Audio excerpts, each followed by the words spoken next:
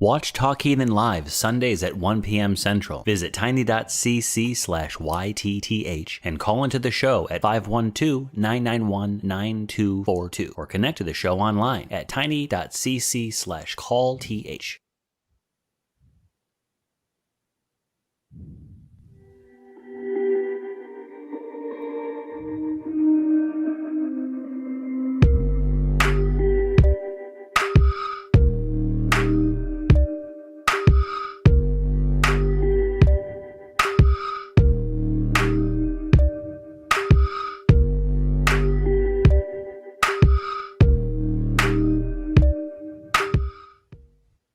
Hello, everybody, and welcome to another fantastic episode of Truth Wanted. I'm your host, Objectively Dan. This is the live college show where we talk to people every single week, Fridays at 7 p.m. Central Time, about what people believe and why. And every single week, I have a very special guest with me. This week is no different. I have Dr. Abby Hafer joining me today. Dr. Abby Hafer, welcome to Truth Wanted. Thanks for having me. Thank you. So those of you who aren't familiar with Dr. Hafer, she is the author of The Not So Intelligent Designer, Why Evolution Explains the Human Body and Intelligent Design Does Not, and also has a doctorate in zoology from Oxford University and currently teaches anatomy and physiology at Curry College. So in case you haven't gotten it by now, she knows a lot of stuff, okay? A lot more than me, about very relevant things to this show. So I'm very excited to talk with Dr. Hafer today. Honestly, the problem that we found while figuring out what to talk about was, where do we start? Because you talk about so many things that are of interest to us. If you could, tell us some of the more recent projects you've been working on. Okay, well, the project that I'm working on more or less right now is I am helping CFI put together an amicus brief for the Supreme Court about abortion. You probably know that the Supreme Court has agreed to hear a case about abortion. And I just kind of thought that there ought to be a scientific voice in that, and nobody asked me. But on the other hand, it does turn out that CFI, Committee for Inquiry, for Skeptical Inquiry, is doing an amicus brief, and I asked if I could help out with that, and they were happy to have me add a scientific viewpoint to that. Please note, I am not in charge of this brief, so I'm not going to control what they finally wind up submitting. I'm just trying to help out with some science. Yes. So for those who are living outside the country or listeners of the show, there has been, this conversation has never stopped, but, recently there's been some big moves in this conversation between, pro-choice and pro-life folks, right? A lot of legislation has been trying to be passed in the past couple of years, including in Texas here, something that's going to be starting in September that definitely needs to be challenged, about people's rights to abortions. And it's relevant to this show because the biggest people who are proponents of taking away those rights are evangelical Christians. At least they're a huge part of the reason why we see the laws that we do today. And so when we talk about, okay, why do we even want to talk about issues like this? Why even talk about religion? Why does it matter if other people believe things and you don't? Okay, this is a big reason why it matters. Because even if you aren't involved in this kind of stuff, if activism's not your thing, there are going to be laws that affect you that people who do care are going to be writing and fighting and trying to change every single day. And so it's really important that we have people who are talking about these issues and who are really informed about these issues so that we can fight back to make sure that we can retain those rights for, everybody that's involved. And it does involve everybody. It does involve everybody to some degree, even people who don't have the ability to get pregnant. It's still going to matter in the lives of family members and things like that. So very big stuff, very big deal. So what are some of the, what's some of the work you've been doing on this amicus brief? Okay, well, as I said, this is mostly a matter of putting in the stuff where science actually has something to say about this. So, one of the things that I bring up is that you cannot murder a molecule. DNA is given an almost mystical quality by a lot of people. And between you and me, a lot of it is a matter of substituting in some sort of placeholder for the soul, which is, of course, a religious idea, but it's almost like a God of the gaps kind of a thing. It's like when they say, where does life begin, or life begins at conception? What they're saying in code is that the soul starts at conception. That's what it's code for. And so there's a lot of sort of woo around DNA. And the fact of the matter is that DNA is a molecule. It's made out of 4 nitrogenous bases, some phosphate, and a sugar called deoxyribose. That's really all it is. And you cannot, I repeat, murder a molecule. There are other fun things about the whole life begins at conception thing because, first of all, it doesn't begin at conception. It began quite a few billion years ago, and it's been life ever since. So, there's a whole lot more I can say about that. We could do a whole show on this, but you may want to get onto other stuff as well. I mean, really, no, I am interested in talking about this because, one, I am a cis het dude who, doesn't have really the credentials to really talk about this. And this is something that I've looked into and had conversations with, but haven't had really conversation on air about. So I'm really glad that we're talking about this here. Because again, this history of this political movement of making these changes to these laws goes back way before I was born. And all the way back to the 60s and 50s, when early evangelicalism, as we see it today, was starting to arise, and people were trying to making these shifts. A lot of people didn't actually care about this issue historically, at least in this country, until you see this time period of people really pushing it into the mainstream. So it's really, really fascinating to see, because again, this isn't something that's completely universal to the world at large, and the framing of this issue is really, really critical, because like you said, people are talking about the souls of babies, right? Like we're killing babies when we're talking about these conversations of protecting the rights of people to have abortions, and that's never been the case. That's not what people are talking about. And it's a much more complex issue than that. So I was wondering if you could speak to that a little bit, and just again, like what the nature of your work is doing here. Okay, well, as I said, I'm busy trying to put together basically the physiological information about this. So, and I'm kind of trying to do it from the standpoint of, let's talk about some irrefutable truths here. So, as I said, things like you can't murder a molecule, and I'm going to add, abortion opponents will often say, well, a unique individual is made at conception. Well, actually, the science of epigenetics tells us that that is not a unique individual, that in fact, many different individuals might come out depending upon which genes are expressed and how. So as I said, it's not just, one thing happening there, but another far more important matter, as far as I am concerned, is that we need to acknowledge that time exists.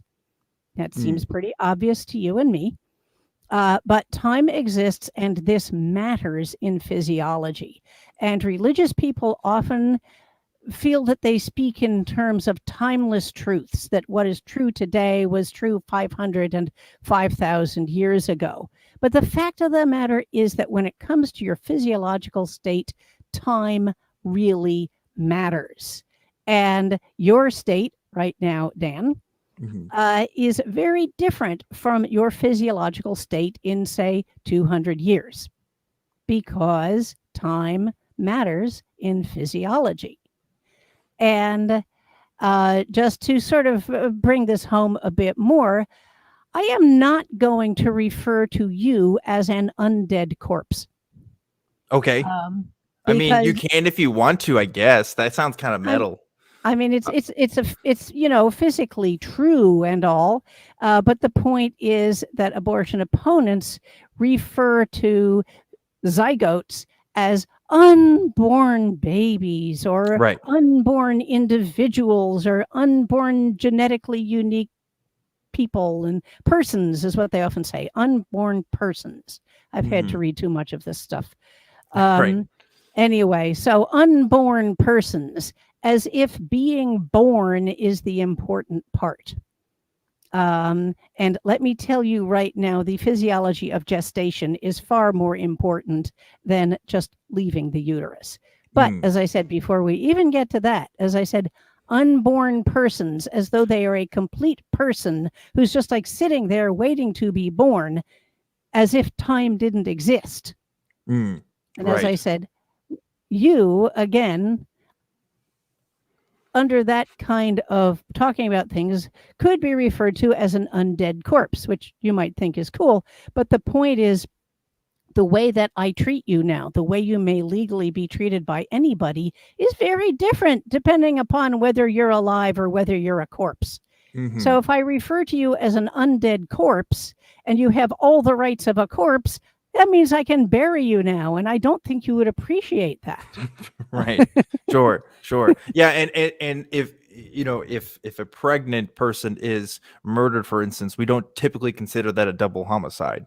On the same token, right? Like it is kind of this weird conversation, and I think it's one of the things that people who argue against abortion rights will point out. It's like, well, they tried to put the onus on you to say, okay, well, where does a human being begin, right? Where do we get to draw this line? And it's really a complicated question. I'm wondering if you could speak to how you would respond when people bring up this point.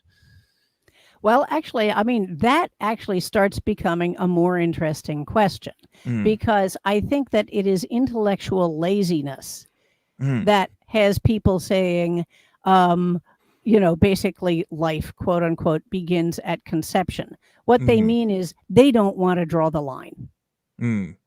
So they are just being lazy and cowardly. They don't want to draw the line. They don't want to think about it. They're going to make that somebody else's problem. Now it's officially any woman's problem. And as you said, all of the men in their lives as well. Yeah. So, where you draw the line is a much more interesting question. And I have had some women argue that you draw the line when there is an air gap between the woman and the baby. Most people argue for what is called viability. That is to say, when it would be possible for a fetus to live outside of the uterus. But even that's a little bit shaky, just from the standpoint of you would not actually recommend, if you say, well, you can't have an abortion after viability. Well, first of all, why not? And does that mean that it would be all right then to induce labor at that point and deliver the baby and, have it adopted out or whatever? Because if that's not what you mean, then that's being disingenuous as well. But you will notice that the science of all of this is rarely talked about. I'm going to bring up one thing right now, however, because this is another thing for people to know. A heartbeat is a lousy way of figuring that out. Because, and this is something that's truly wonderful about biology, individual heart cells beat all by themselves. And I am telling you this from personal experience. I've had lots of interesting jobs. And at one point, I had a job looking at heart cells. So I would actually take hearts out of embryonic chicks and I would dissolve the connective tissue between the cells so that I would just have a nice little bunch of heart cells sitting in a Petri dish. And they were alive and happy and, had the nutrients they need and all. And as they were sitting there in that Petri dish, every now and then I had to count how many I had. And so I would look at them with a microscope. And when I was looking at them with a microscope, they were beating. It's what they do. Heart cells beat. That is to say, they contract rhythmically. It's just what they do. It's a part of their biochemistry. Now, I have to emphasize this. There was no brain there. There was no nervous system there. There was no organism there.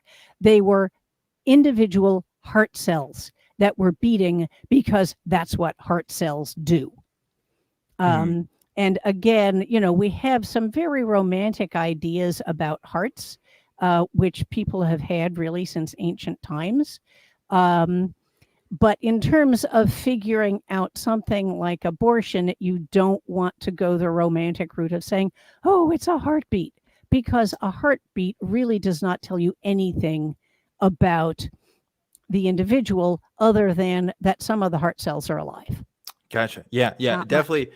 The heartbeat stuff, that never made sense to me either. It's that's an involuntary system and doesn't really mean a lot in terms of the state of what a human being is, right? But I guess circling back to this question, because again, what we often talk about on this show is how to have conversations like this one with friends and family members who do believe in things that we don't, or vice versa. And so when people are bringing up this fact, like, okay, well, it's you have to draw the line somewhere, and you have to protect the innocent before they're born. Obviously, you even mentioned that viability can sometimes have problematic parts to their arguments. So, like, what's your general advice for people who are having these conversations with friends and family members who genuinely think you're in support of killing babies, right? Well, I guess the other thing is you can talk about killing the innocent. That's a very religious idea, that it's like that people walking around in the world are guilty, are not innocent, that they're sinful, whereas an unborn baby is innocent. And I would say that the people who want to have the abortion may well be just as innocent. That is to say, they haven't done anything wrong. If you want to argue that having sex is wrong, I think I'm very happy to argue against you. So as I said, it's more of a question in many cases of what is the responsible thing to do. If you have a whole lot of people, you have the two people, you have the woman who is pregnant, you have the father, if they know who that is, and so on. And they are living, breathing, whole people, whereas a fetus does not have feelings. A fetus isn't a human being. It has maybe, possibly, the potential to become one, but it isn't one at that point. And just by the way of letting you know, abortion actually is natural. Something like, I don't remember the exact number. I think it's around 31% of all fertilized eggs do not result in live births. And some remarkable number, like 25%, fail to implant. So you have a fertilized egg that is going through sort of a few cell divisions, but there's this very, very important stage in the development of a zygote where it actually has to implant on the lining of the uterus. If it doesn't do that, it just washes out with menstrual fluid. And about 25% of all fertilized eggs fail to implant. So again, if you want to get into the old God question or God conversation, do you really think that God creates all of these souls so that they can live about 10 days as undifferentiated masses of cells and only to then wash out with menstrual fluid? That doesn't seem terribly godly to me.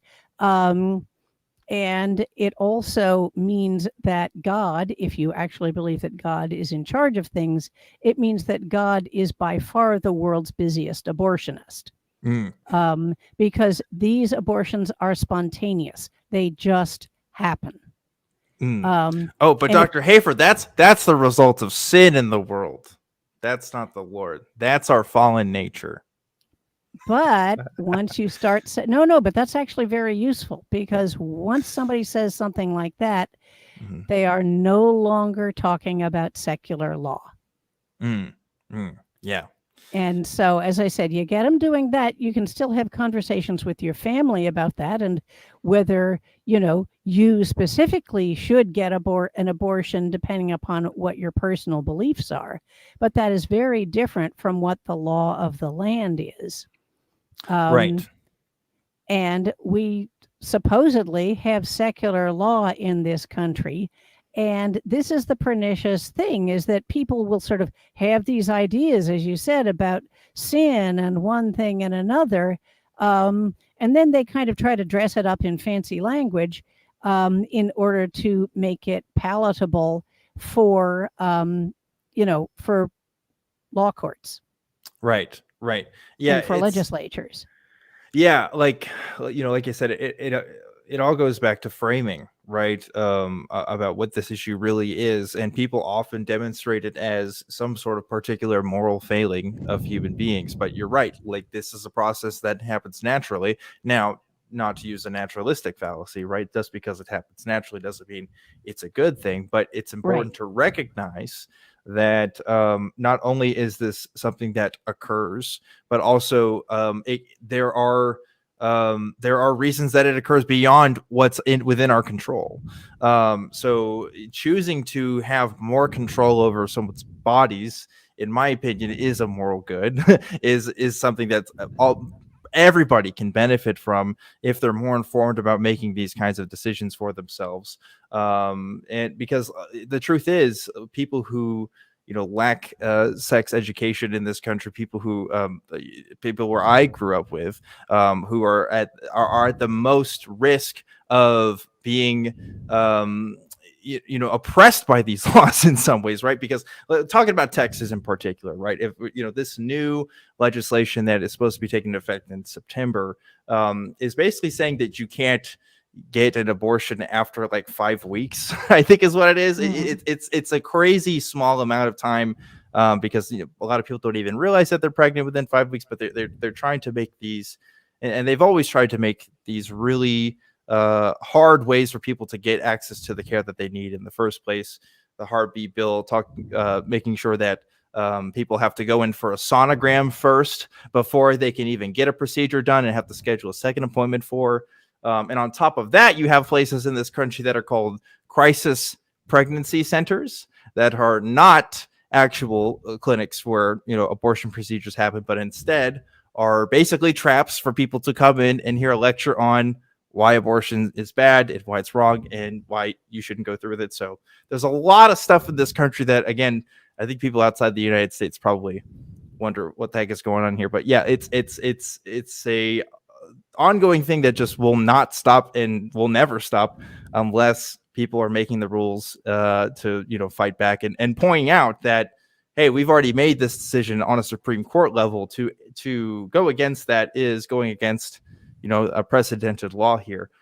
So before we move on with this conversation, I wanted to know, what can people at home really do about and talk about this? Obviously, we talked about what those conversations with friends and families might look like, but do you think that this is an issue that's ultimately going to have to be resolved through work with what you're doing through just legal grounds, or do you think it's a matter of changing the hearts and minds of people around you? Well, I think it's all of that. As I said, or as you said, this has been a perennial issue for a very long time.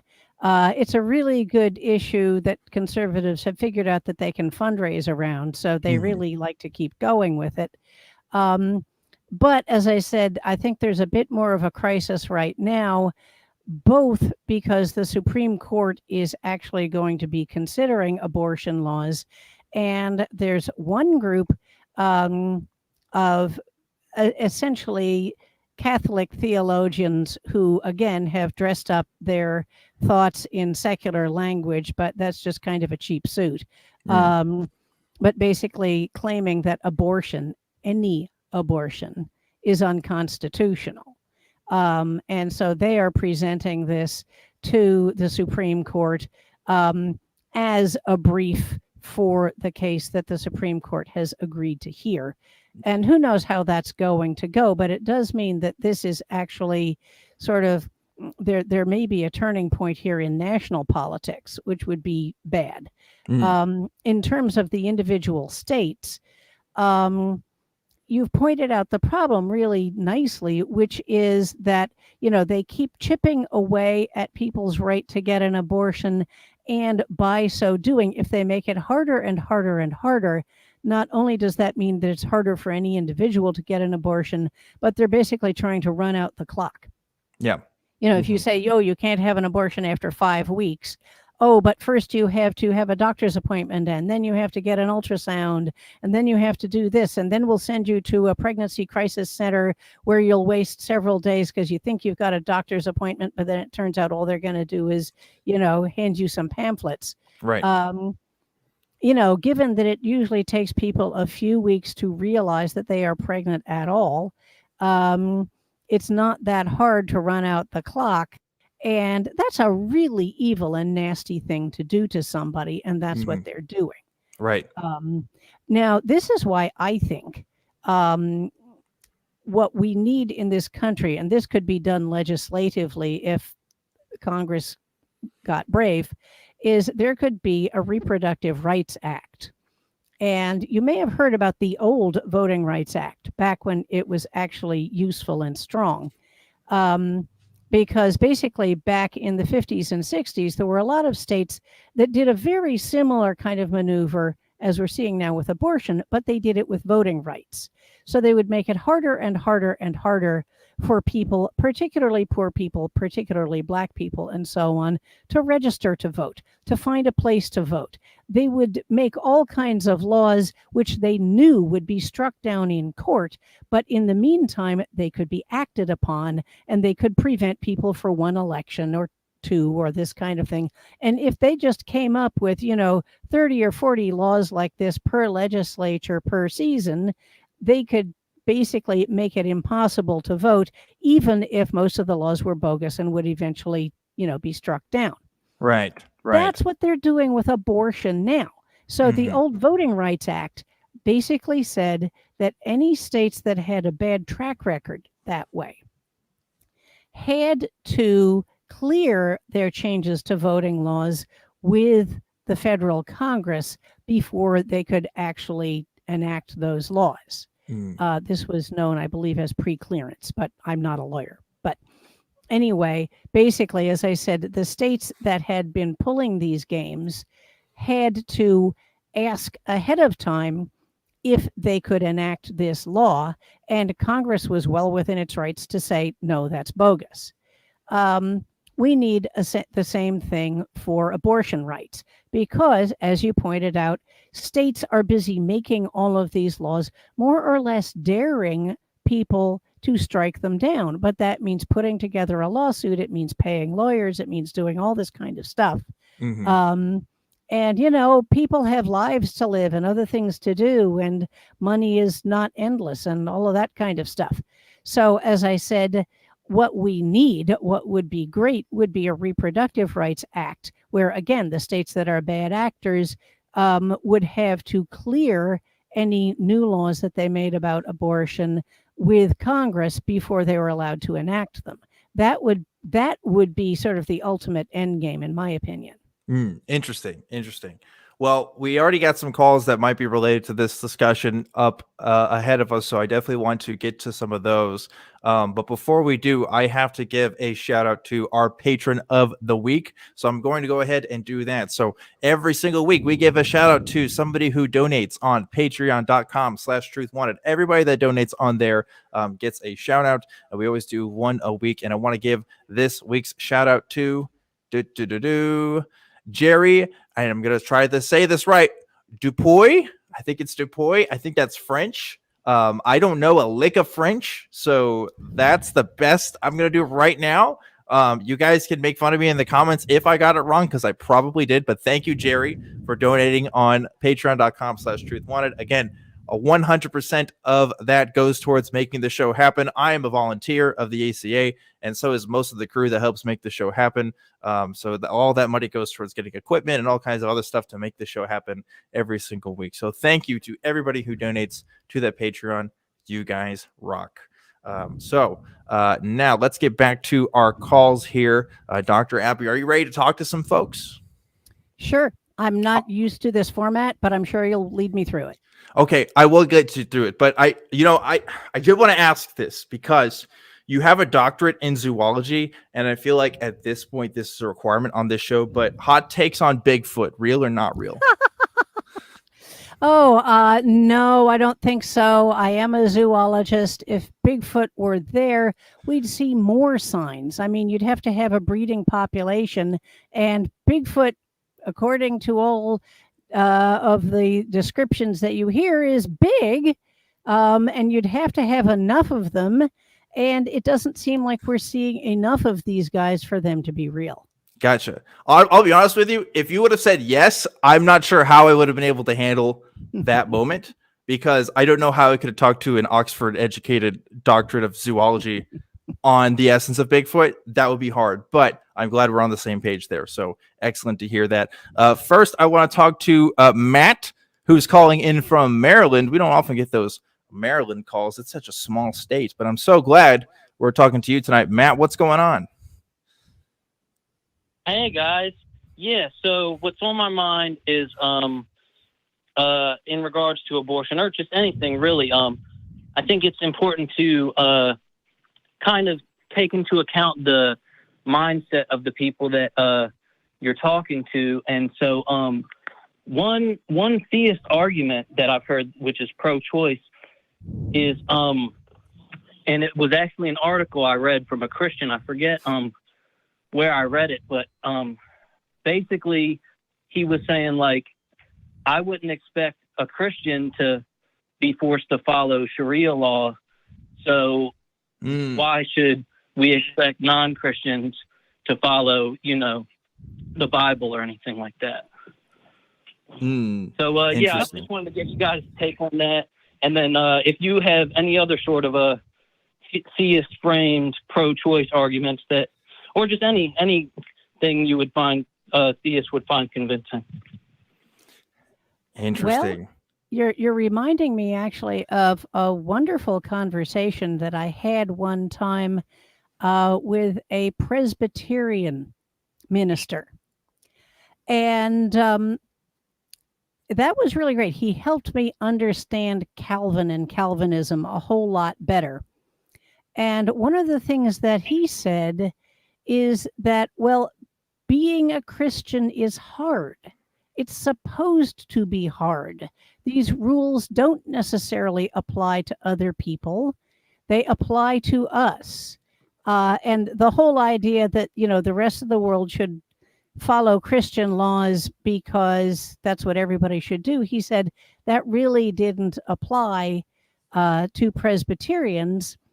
That, as I said, the idea there is, well, first of all, any of the Calvinist religions do not believe that you're going to get into heaven by doing good works. It's all foreordained.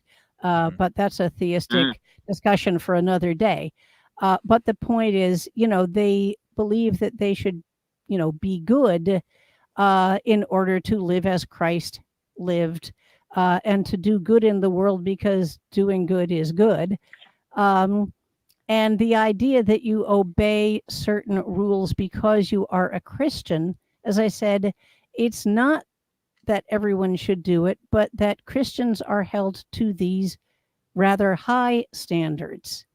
And I thought that was, they are their own peculiar standards, but the point is, it's not supposed to be easy to be a Christian.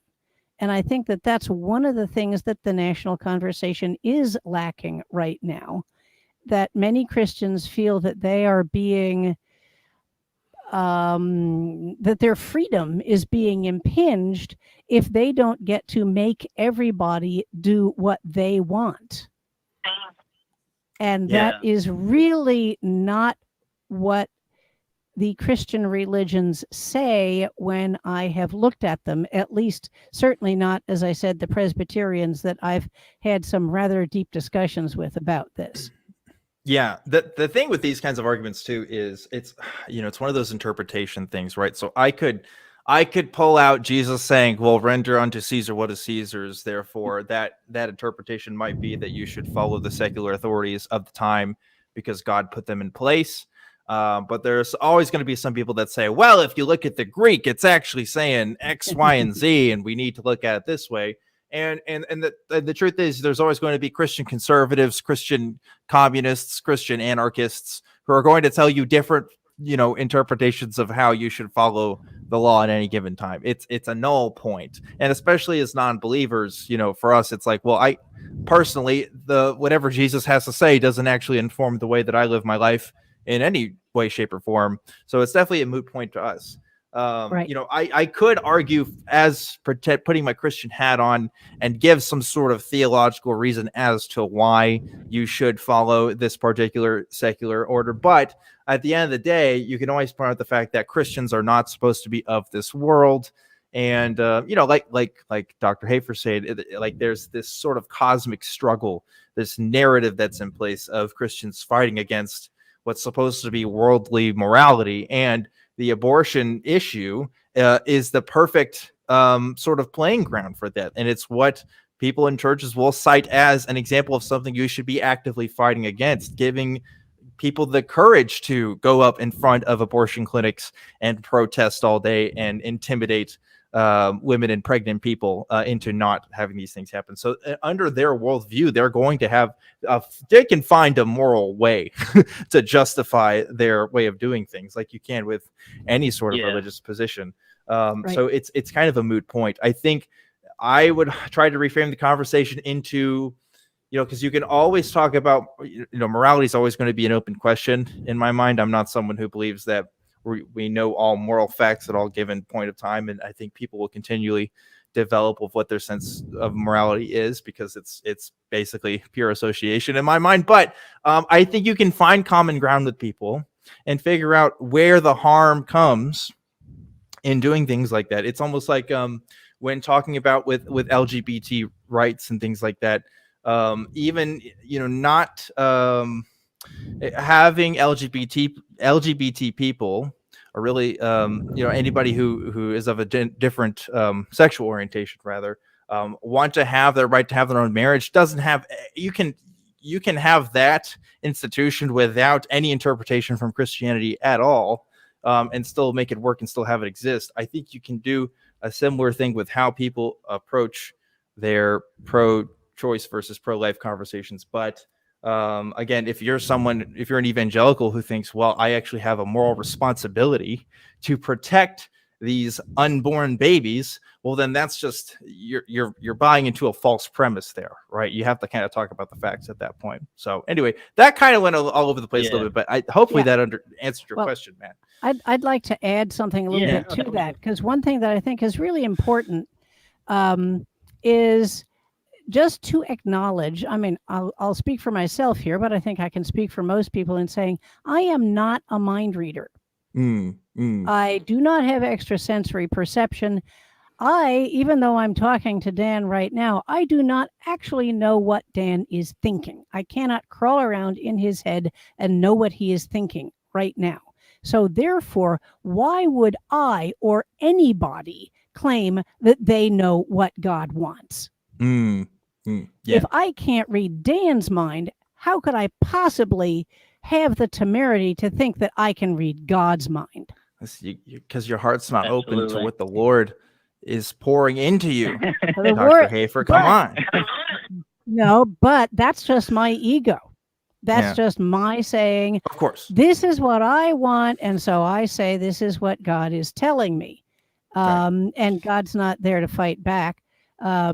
So it's very convenient that way. But what's interesting is that you can nearly always corner religious people on this one, because there is the old saying about God moves in mysterious ways. Eventually, nearly everybody admits that actually they don't know what God is thinking.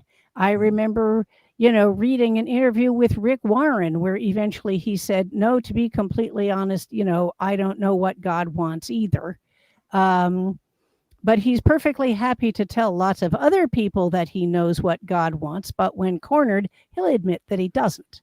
And because we can't. And I think that's actually a very good way of looking at it. Mm-hmm.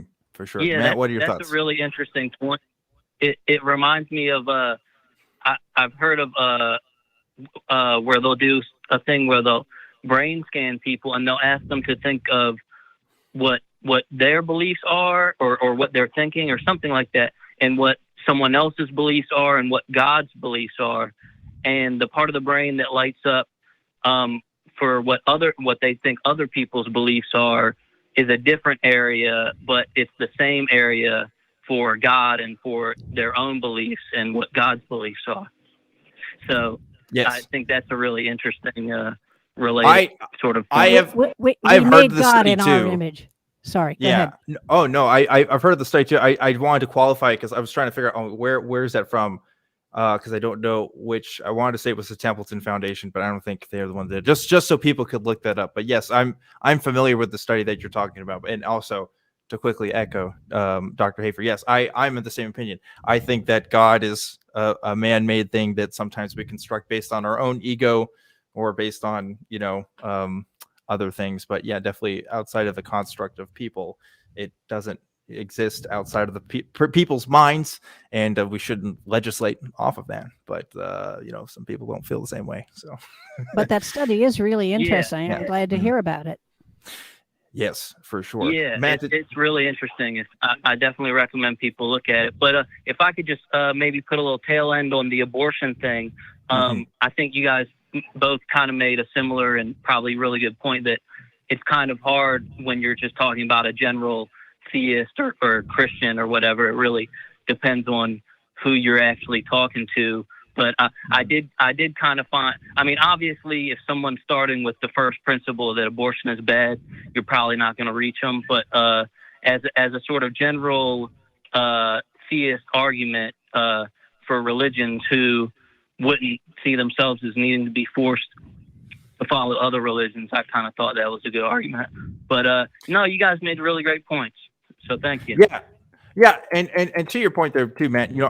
Yes, it's going to matter in context based on what kind of Christian you're talking to, but I still do think that you can have this conversation based on very secular premises that don't have to do anything with God. I mean, if you believe you're under a moral obligation to stop babies from being harmed, I'm just using the word babies there, right? And you think that in the process of abortion that there is harm happening to that fetus, then you can talk about whether that harm is actually happening or not. And if you can demonstrate materially that harm isn't actually happening, I think you can make a perfectly secular case there as to why it shouldn't be considered wrong. If you're, of course, citing, it's wrong based on this specific religious indicative, which, by the way, the Bible does not have. There is no specific line in the Bible that says abortion is wrong. That's not a thing. If anything, Old Testament, there's at least one interpretation of, I think it's Numbers 14, of a priest's ritual that involves the killing of a fetus through the drinking of a bitter water, is what they call it, which was like this early a form of anti thing there. So yeah, Christianity, it doesn't hold up. There's no specific title in Christianity. Catholicism, yeah, you can talk about specific things that leaders of the religion have said there, but yeah, there's no specific religious principle. If you want to have the conversation in just secular terms, you totally can. But anyway, that's all the time we have for this call. Matt, thank you so much for calling in and talking to us. That's a great point. Great point and great question all around. Yeah, thanks very much. Yes. And I think we're about at the midpoint in the show, so we actually should roll our promo real quick. So every week we've been rolling these special promos for our shows. So we're going to roll this next one now. Check it out.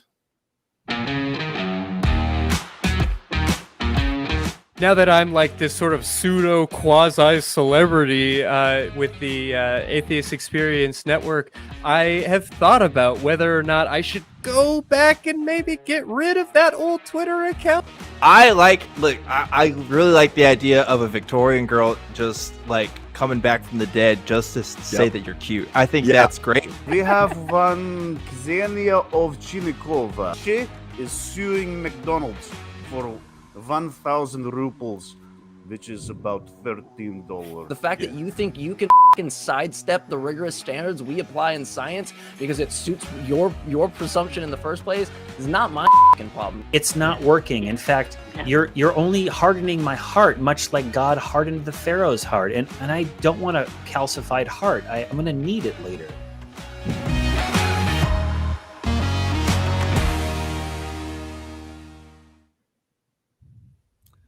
I love these promos so much. They're so great. I'm so glad we've been doing these. I hope you guys like them too. They're just a really fun way to advertise some of the other programs that we do here. So shout outs to the crew for making those promos every single week. So now I want to get to another caller who's been waiting since the beginning of the show here. So we're going to get to you now. We want to talk to David calling in from California. David's about to take a left turn with our conversation here, aren't you, David? Yeah. Although, actually, if you didn't mind, if I could take a second, because what you've been talking about has had me so interested this whole time. I was kind of wondering why none of you mentioned the donor analogy. I'm getting there. There you go. Oh, okay. You were getting to that because we've been talking about a lot about how a few cells aren't alive, but from the point of view of someone who thinks a few cells are alive. You still have to deal with the fact that they don't have the right to use the mother's body as an incubator without her consent. So, yeah. Yep. Yeah. Okay. Anyway. All right, Did David. You have a question, or just want us to roll with this? David had actually something else entirely that he wanted to bring up. So go ahead, David. I wanted to talk about the material collapse theory, which is the idea that the reason we view space to be expanding is because the material and energetic units that occupy space are actually contracting.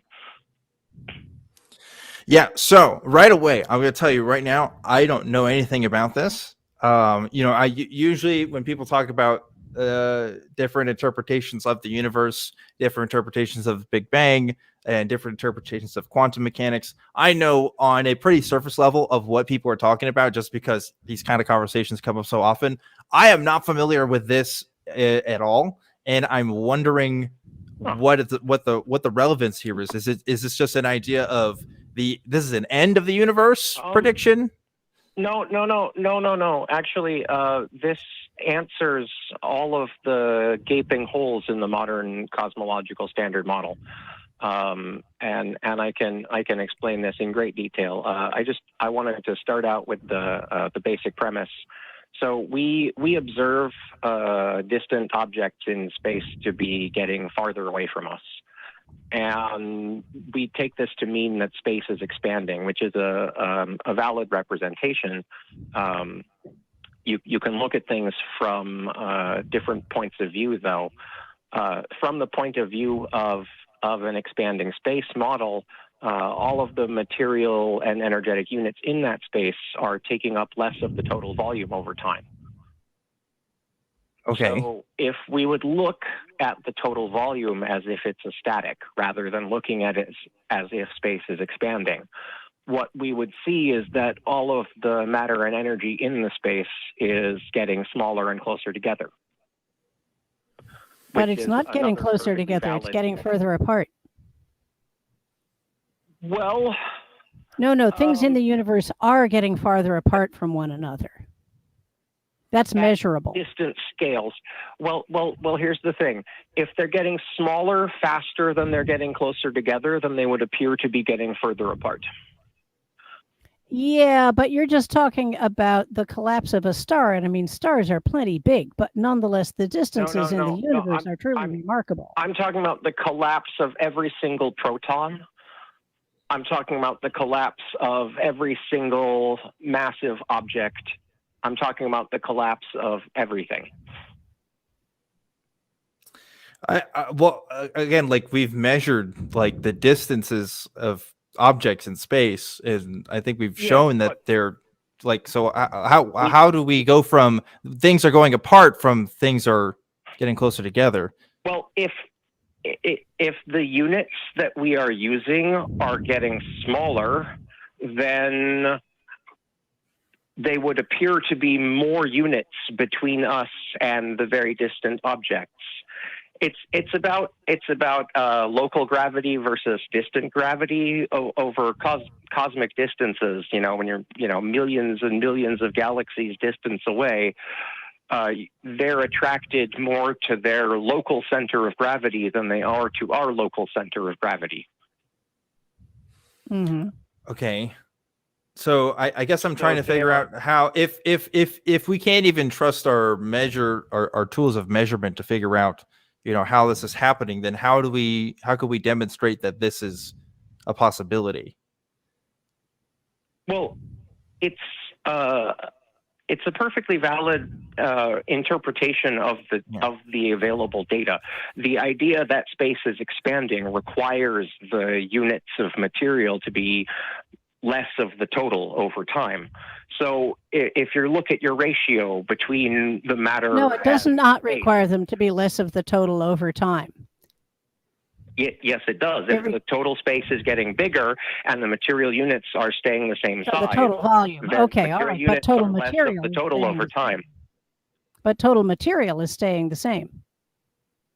Relatively. Well, that's the thing about relativity, is it depends on your frame of reference.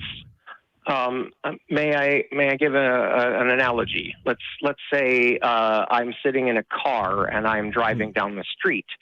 Now, from my point of view, the car and I, in our frame of momentum, are still relative to each other. Right. And it looks like when I push the gas pedal, the whole world starts going past me faster. Oh yeah. Listen, this is Truth Wanted. This is a smart audience. You don't have to explain relativity to us. We totally got it. No, I do, because it relates back to my concept. I'm going to relate. I see what you're saying. I kind of understand now. I think if I'm in the car and I'm driving down the street and I say, "Wow, the world moves past me faster when I push the gas pedal," I wonder how that works. Where's the giant engine that's pushing the whole world when I push my gas pedal?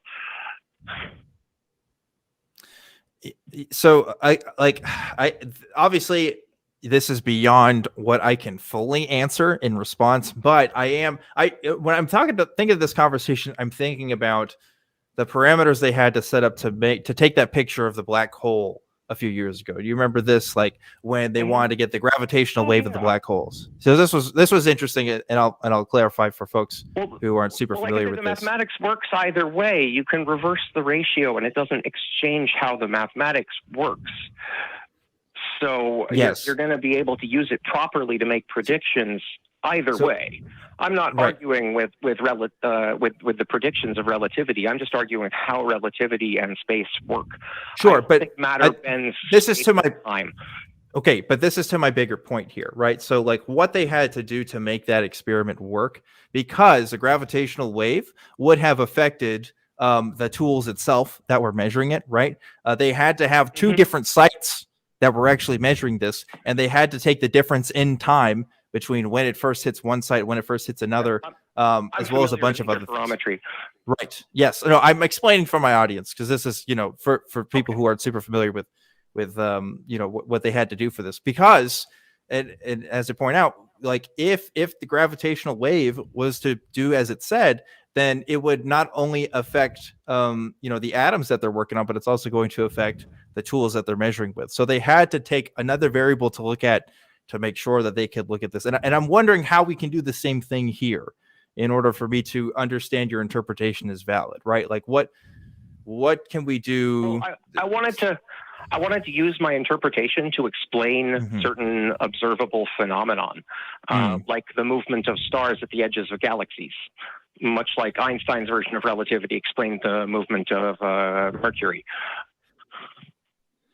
I mean, I guess that's not what I'm particularly interested in, though. Like I can understand how an explanation can explain other, things, and that's cool. But I guess I want to know if it's true or not. That's what I really care about, right? So how could we demonstrate this interpretation being more valid than any other interpretations? I have several relatable analogies that can explain the situation a little bit more than I already have. Okay. I guess I'm not looking for analogies, though. I'm kind of looking for methods.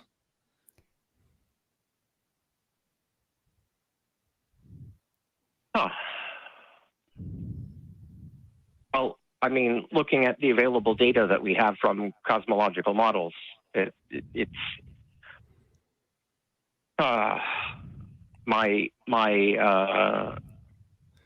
model explains what we can observe very accurately. Okay. What predictions would you make? Yeah. Well, let's talk about that. What predictions? I guess you were trying to get to that. I was going to get to that. I was going to talk about how we measure the force of gravity and why we get a low value for that. Because since there is a collapse wave going on that is at the proton level, protons themselves are getting smaller. And the electron cloud that surrounds them is getting smaller in ratio with them. Which is why Dirac's equation doesn't need any modification in my model, which it needs modifications to match with Einstein's model. But that's getting a little far into the mathematics for your audience, probably. Sure. So I wanted to stick with the simple analogies. Okay. So if you were, for instance, familiar with the movie Ant-Man, I'm going to use an example. So if you were in Professor Pym's magical shrinking building and you're in the bathroom when he performs the shrink on the building, so you don't have any windows to the outside world. So you and the building and the bathroom all shrink together all at once. And you have no frame of reference for anything external. You don't know what's happened. So when you walk outside and look out the window, you will see that everything else is much bigger and much farther away. Your relative scalar for yourself and the things around you will not seem to have changed. It's about relative viewpoint. So in such a system, if we would imagine that all of the protons are shrinking and getting closer together. So the planet is getting smaller and we're getting smaller and everything around us, all the rooms and all the buildings and everything is getting smaller. And the sun is getting smaller and we're getting closer to it in an inward spiral. But because of the ratio maintenance of all of the scalar differentials, it looks like we're orbiting in a perfect circle. So we only measure the acceleration due to gravity to be the holding pattern of the maintained ratio distances. So we get a very low force for gravity from that calculation, which then does not explain the movement of distant objects at the edges of galaxies. Okay. Which the higher force for gravity would explain, the ratio maintenance of those objects and us. Okay. So I'm going to ask again, what kind of prediction would you make that where you could actually stick your neck out and make a prediction about something that can be measured? I think that over time, there will be slight differentiation between the ratio of the size of the proton and the distances between protons, very minute over long periods of time, which may be measurable. And we may already have some measurements to indicate that, although they have yet to be fully confirmed. Okay. Well, cool. I guess until that happens, I don't know. I think that's really interesting for sure, but I don't know what to do with that from there. You know. I also wanted to explain temporal relativity under my model. I wasn't quite finished because it explains, like I said, a lot of the holes in cosmology, like dark matter and dark energy. We just explained dark matter as being the differential in the measured force of gravity. Dark energy, of course, is supposed to explain the expansion of space, which, if it's matter that's collapsing under an increased force of gravity, that also explains that away. So. Okay. The other thing it explains, like I was saying, is relativity, not being a bending of space or time.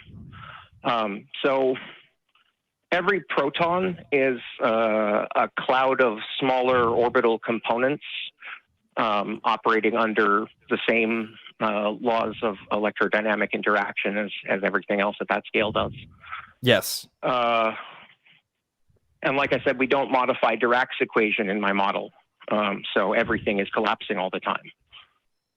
But because everything is collapsing all in ratio, we don't always notice things that are at close scalars that are collapsing in synchronous ratio.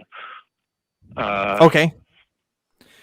So with the idea that the proton is a cloud of smaller components that is all following orbital patterns around a distinct center of gravity,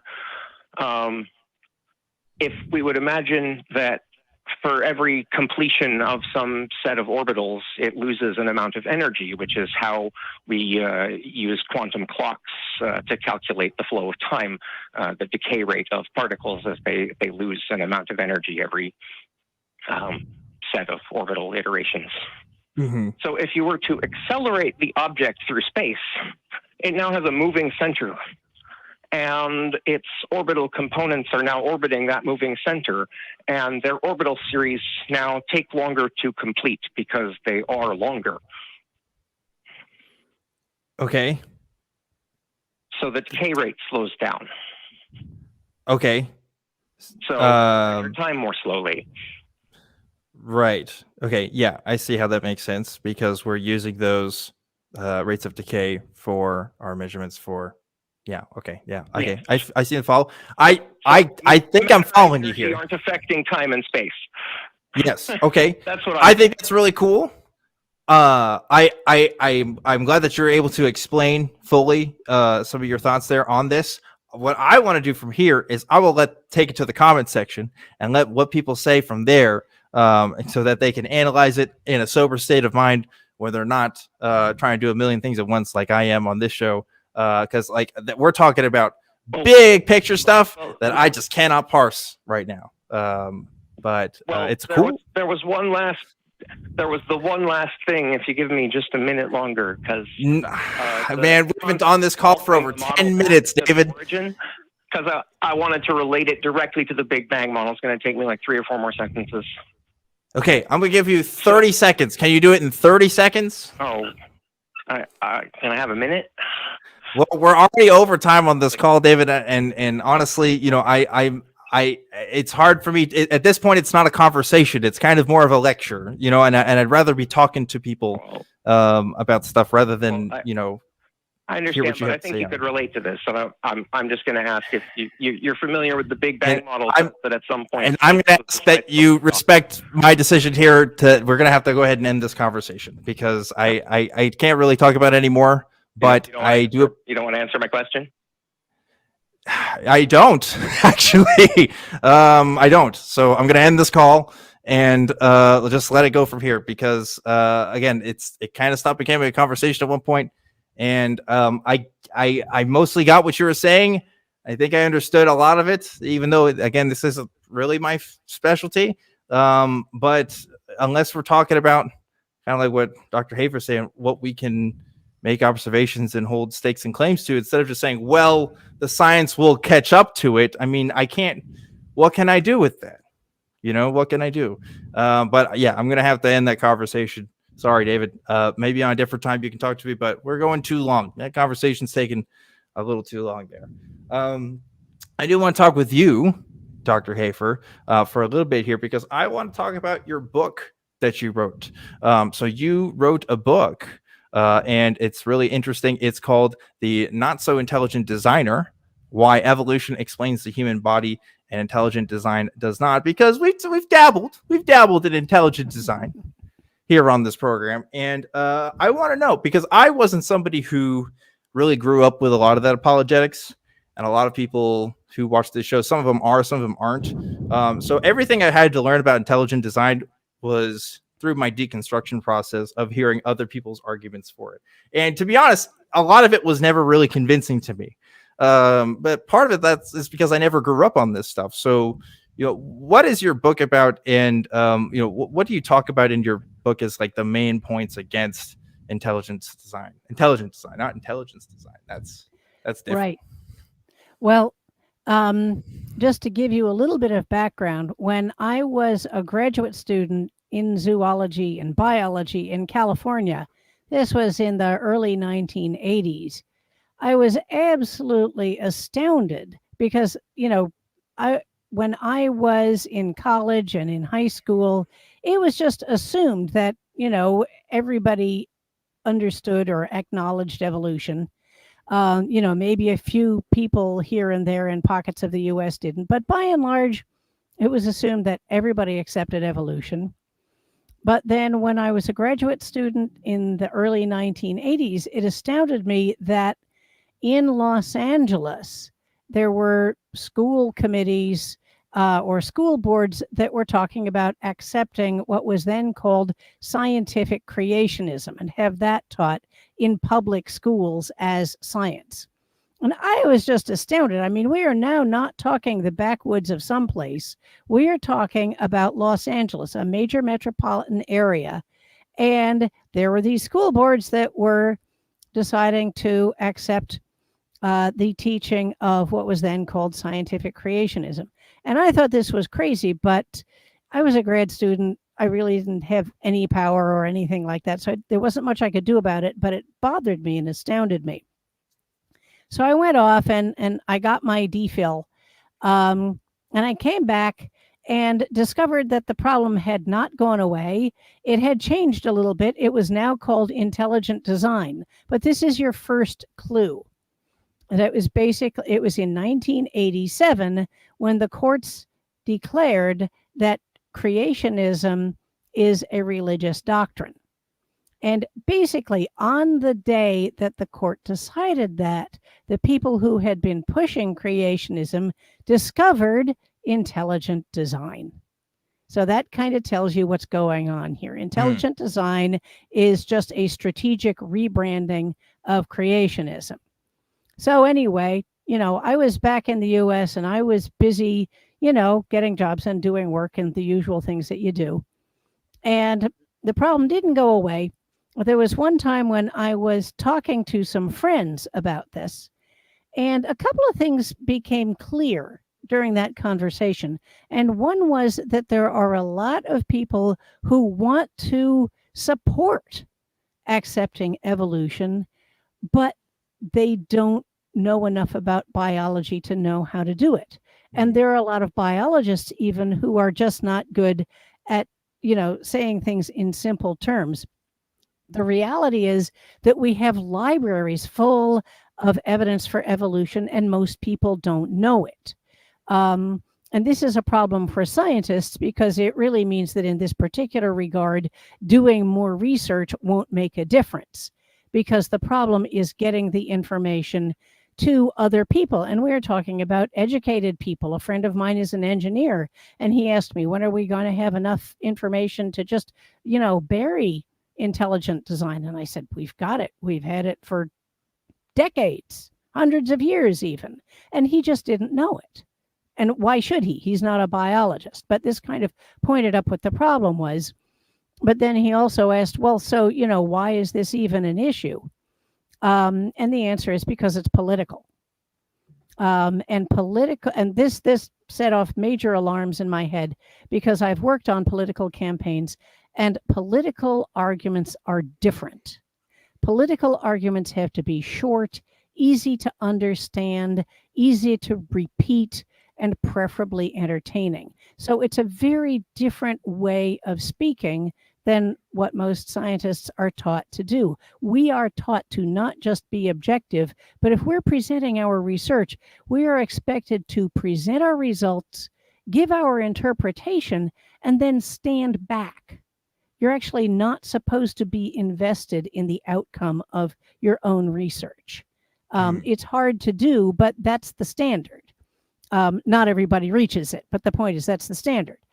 So we are not taught to be advocates. It's really not our training at all. In fact, it's the opposite of our training. So anyway, I gave myself an assignment to try and figure out what a political style argument for evolution would even look like. What would it sound like? I had no idea. So I just kind of put it on the back burner as something to think about. And in my daily life, I teach human anatomy and physiology. I've been doing this for years. And so there was one day when we were doing reproductive systems, and I had just drawn the male reproductive system on the board. And I had drawn the testicles outside the abdomen as they are. And I said, the testes hang outside the abdomen. And I asked the class if anybody knew why. There's usually somebody who does. And sure enough, somebody knew the answer. And the answer is that because the testes have to be slightly cooler than normal body temperature in order to produce viable sperm. So I turned around and I was writing this on the board. And as I was writing this on the board, I had this moment of inspiration where I just looked at that and I said, that's really bad design. Yeah. Who thought of that? Right. And at that point, I realized I had my first best argument against intelligent design in the human body, because once you start talking about men's testicles, people pay attention. And it works every time. And it's a great political style argument because it's true. There is really no design reason why men's testes should hang outside the body. It is true that normal body temperature is too hot for sperm production, but let's face it, that's bad design. Lots of other animals have internal testes, both cold-blooded animals where you can see how that would be, but there are also lots of warm-blooded animals, some of which have body temperatures higher than ours that still have internal testes. So it's not a case that the problem is insoluble, it's just that human men got a bad deal.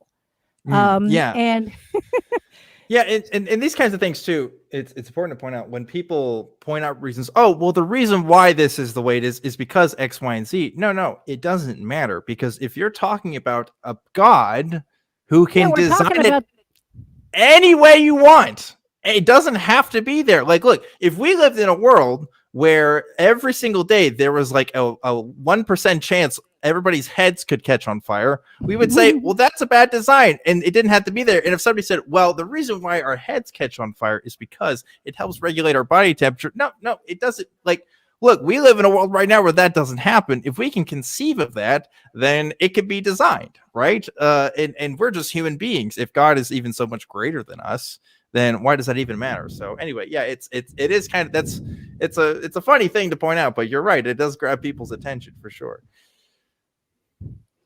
Oh yeah, and we're talking about the creator of the universe here. You would think that he could make body temperature and sperm production compatible. Yeah, for sure. Or like, here's something I've wondered too. Like, if like, it sounds so awful, but like, children can become pregnant, right? Like, human children can become pregnant. Why? Why should anybody become pregnant when they aren't willing or just don't want to, or aren't emotionally mature enough to handle a situation like that, right? Like, or in aren't a perfect world, able, right? Or physiologically able, right? Like, in a perfect world, people should not be getting pregnant till, like, I don't know, older than 14, in my opinion. Maybe that's a hot take, but I don't think that should be a thing. And yet, people are capable of doing that, and I don't think that's a great design choice personally. But hey, there's no accounting for taste, right? Right, but there are lots of fun things about this kind of thing, because think about it. Elephants have internal testes. So, and rhinoceroses. So why is it that these great, big, strong animals got internal testes, whereas the much more vulnerable human males actually have their testes hanging outside, making them still more vulnerable? I mean, is this fair? Yeah. And birds all have internal testes, and their body temperatures are higher than ours. So, you know, this also brings up the whole question of God made who in his image. And then there's the really fun thing, which are animals like rats and mice have what I call convertibles, which is to say that the testes can hang outside the body if they want to make sperm, but they can be pulled up inside the body if they, you know, need to protect themselves. And so, you know, imagine how useful this would be for human beings. You could control your fertility that way, in addition to protecting yourself. Did we get that? No. Yeah, other animals can do that, and it's weird explaining that to other people, but like, yeah, like it doesn't have to be the way that it is, and yet here we are, and I don't know, it is pretty wild. Here we are, but it's all part of the plan. It's all part of the plan. So we don't know what the plan is, but it's part of the plan. So, you know, anyway, yeah. So that's really interesting. So, yeah, this project of trying to make political arguments as opposed to scientific arguments is interesting. You know, it's a rhetorical strategy almost, because and as you point out, in response to into a political movement that's again been happening in this country for decades. Anybody who is familiar with like the old creationism stuff that you don't hear us talk about anymore, but like the wedge issue stuff, you know, people talking about actual political strategies to get this kind of curriculum taught in schools to promote this alternative view of intelligent design that, again, you don't see in other parts of the world, but is unique to the American school system. And it's really frightening, because I don't want that. One, I mean, it's one thing to have an alternate view of the world. It's another thing to have it taught in a public school space, especially in a part of the world where people are already skeptical to science and are already skeptical of the findings thereof. They're just going to say, oh, I like this idea better, so I'm just going to run with this and kind of forget everything else. You know, I'm lucky to be a part of a great school system in my area that actually gave me a really good education on evolution, because before I talked about it with my friends, they didn't know what it was, but they knew that they were against it, because how could we come from monkeys? That doesn't make any sense. So people already have to fight against these opinions that are already out there. And a lot of misinformation. I mean, a ton of misinformation. If I went outside of my place here and I gathered 10 people on the street and asked them to explain to me what evolution is, I'm willing to bet like 3 people would actually get like a scientifically valid definition. I really think it's that low. People just don't really understand it. So I'm fascinated by this thing you're doing to make these arguments more political. So what are some other examples that you found in doing this project? Well, and I mean, you know, just to give equal time, there's also the birth canal. Yeah. Let me explain a little bit of background here. Your fundamental problem with giving birth as a human female is that we walk upright while being very smart. So we walk on 2 legs. And that means that you actually have to have fairly narrow hips in order to be able to walk reasonably efficiently. If your hips are too wide and you're walking on 2 legs, it gets really awkward if your hips are too wide. So, as I said, we can't have hips that are too wide. On the other hand, we are very smart. Being smart means we have large brains. Large brains mean we have large heads. And large heads mean that the babies have to fit through a circle of bone that is smaller than the head is. And this is why giving birth is so difficult. And our large-headed babies favor women with wide hips, because you can then have a wider birth canal. So this is your kind of fundamental tension. On the one hand, we walk upright. Any woman who could not Any woman who could not walk would die in the natural environment. On the other hand, any woman who had hips too narrow would die trying to give birth to a child. So, as I said, the result is this uneasy compromise that does not work very well, and indeed is fatal in some cases. So, as I said, there's a very reasonable explanation as to why that happens, Dr. Ray. I mean, it's because Eve sinned in the Garden of Eden, and one of her punishments was pain in childbirth. So, come on, we can explain that one away. That's just common knowledge at this point, right? Well, but that the beauty there is, of course, that again, you've very deliberately made a theological argument there, which does not belong in a secular court of law. But that's a very important point. But as I said, let's talk about other animals and why other animals got better deals. The point is, it's not impossible for us to do things better. We could do things the way kangaroos do them, where they give birth to like tiny embryo-sized young, which then finish their development in a nice comfy pouch on the outside of the woman's body that comes equipped with a nipple for nursing. And that would really be a much easier way to give birth as a human female, but we don't do that because we weren't designed. We should be more like kangaroos is not a take I thought I would have to be discussing, but I'm intrigued I see the argument there. I think so. Yeah, but no, the point at the end of the day is you're right. Like all of this is evidence more or less that we weren't designed, but rather the result of a series of ongoing processes that have been happening for, billions of years, for periods of time that we can't even begin to fathom. And as a result, there's going to be some, discrepancies there and reasons why. I'm wearing contacts right now.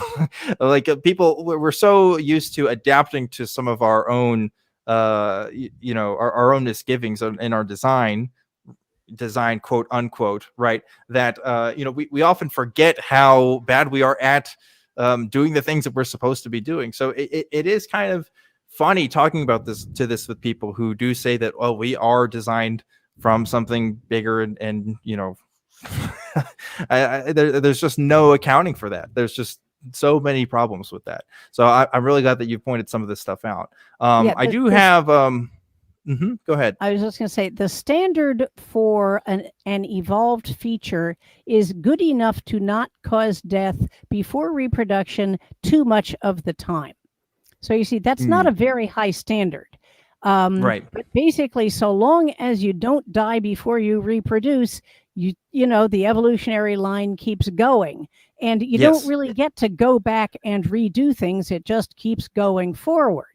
It's the circle of life. Anyway, I won't do any more because YouTube copyright. But yes, definitely.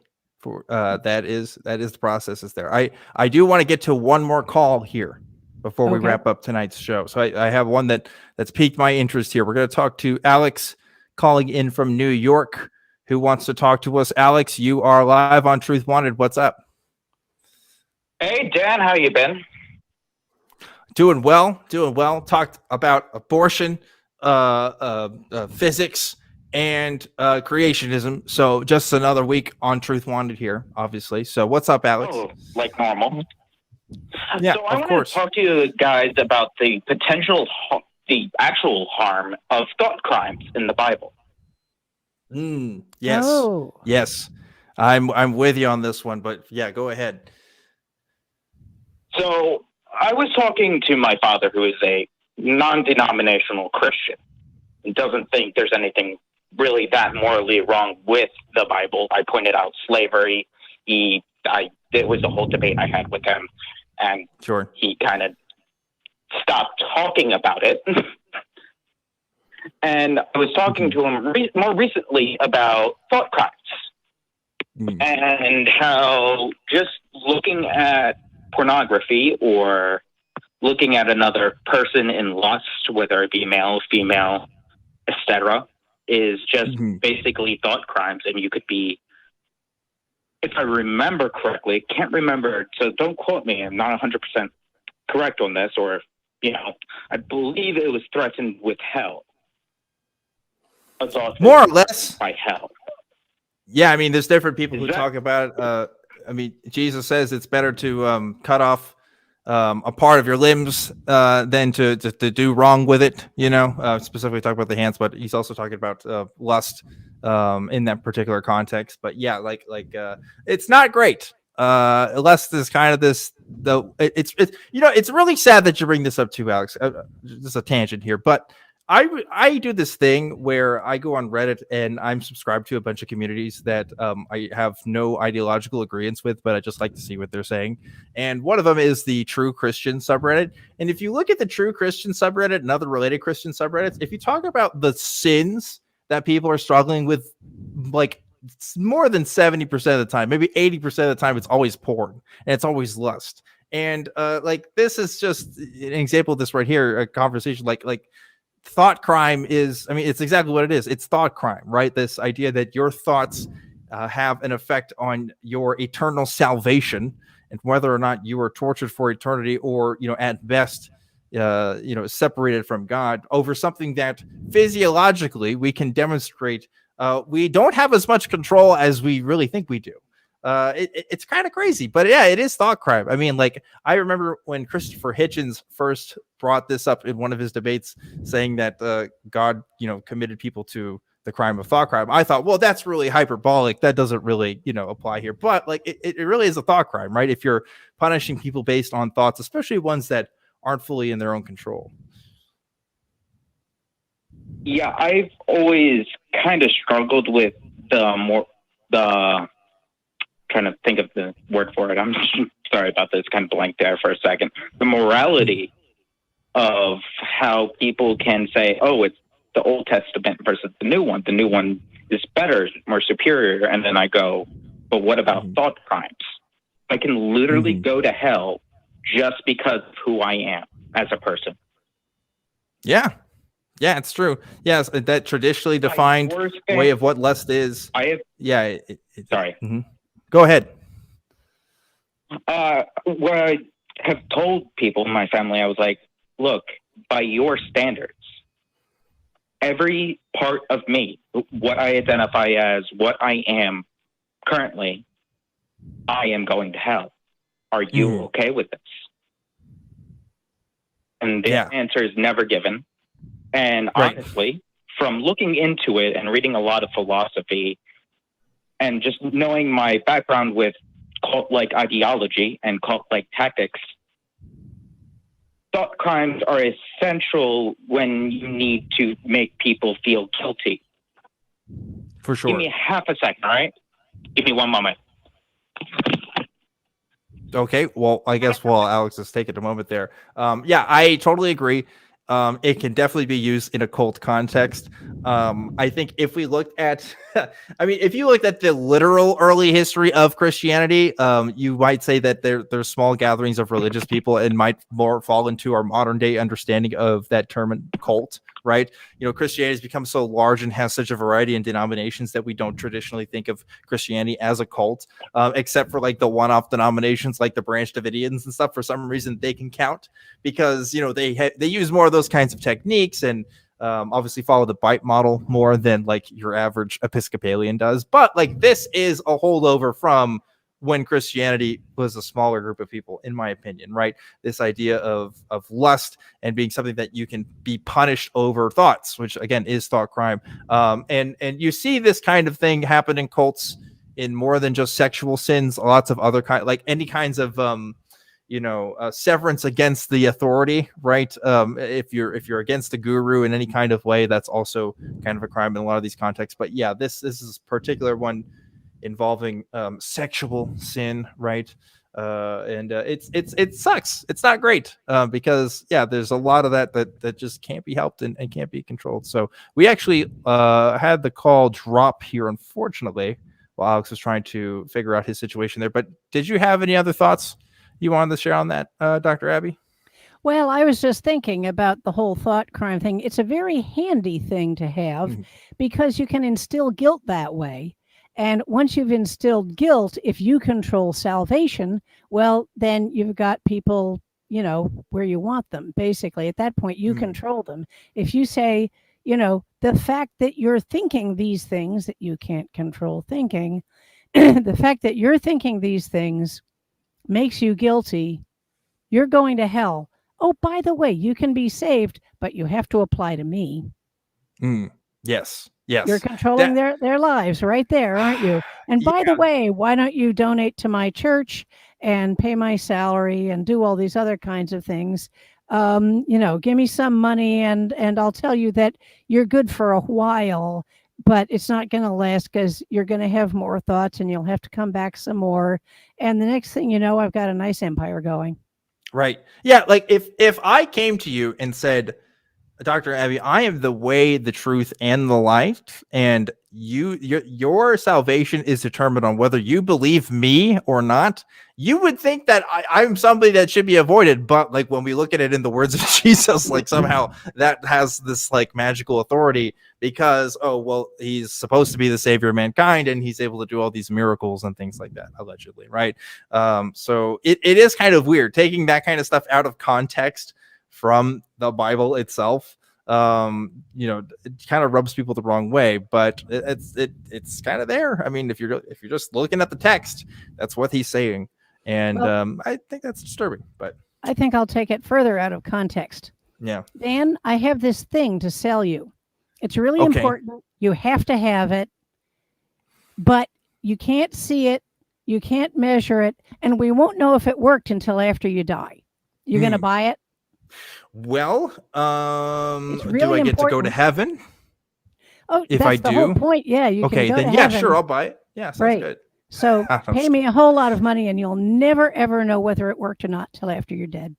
Yeah.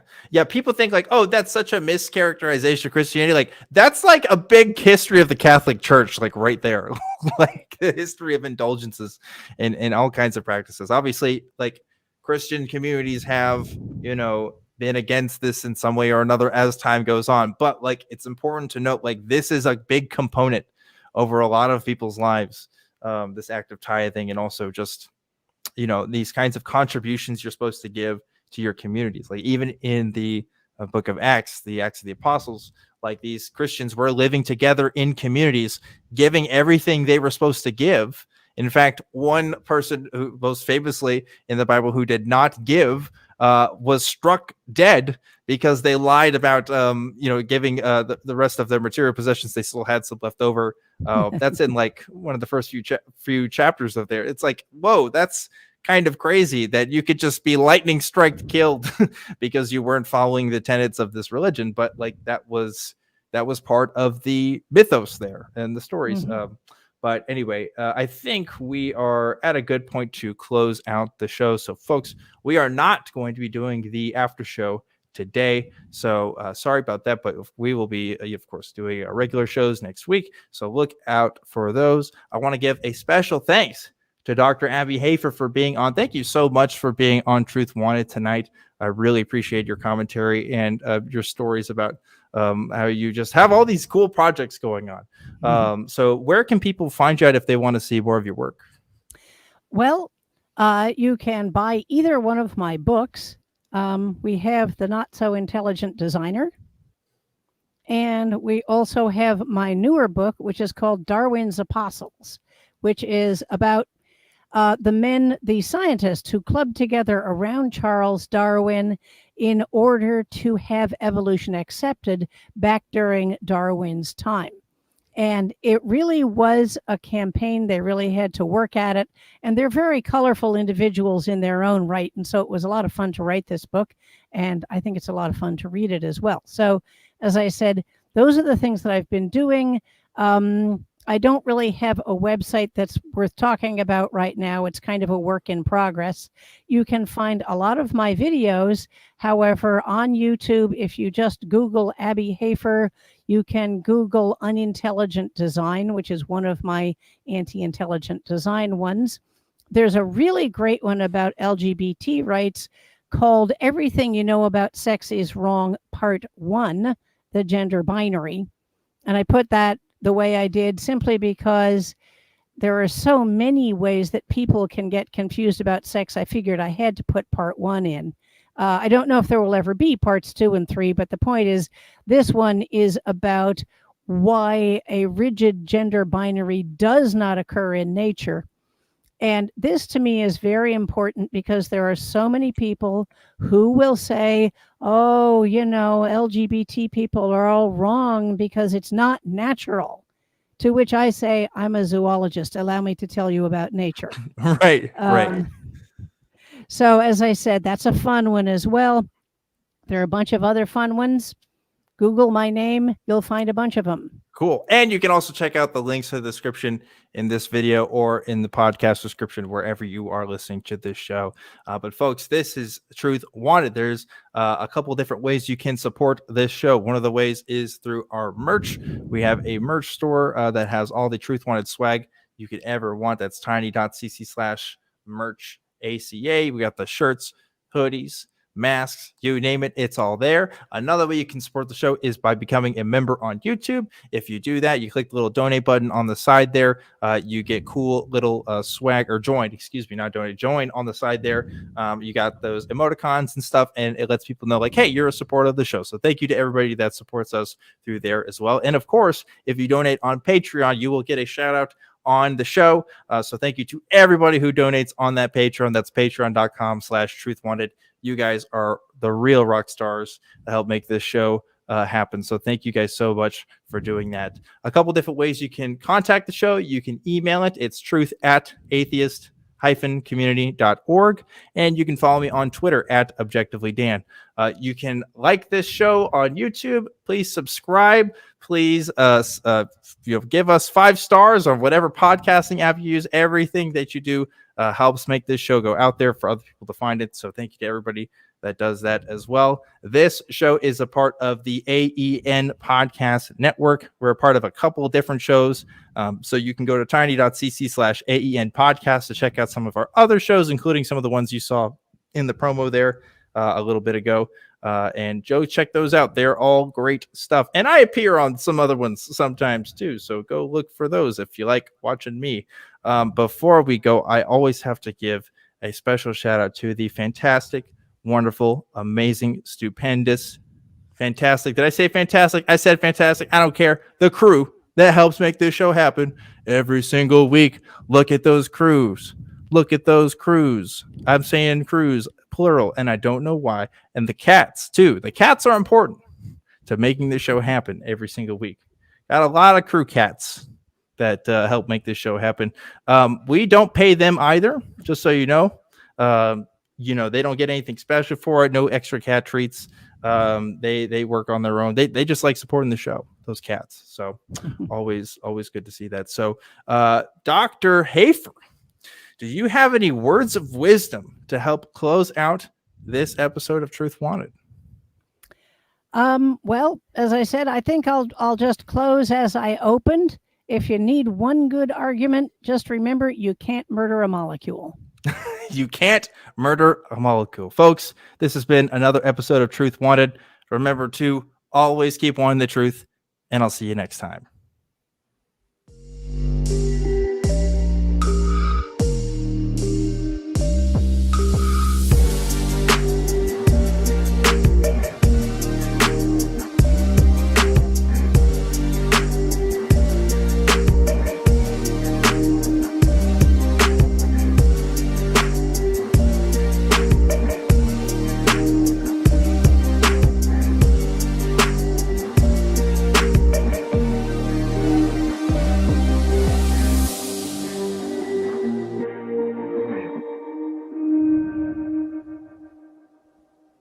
Watch the nonprofits and join the hosts in the live chat. Sundays at 3 p.m. Central between the Atheist Experience and Talk Heathen. Visit tiny.cc/YTNP.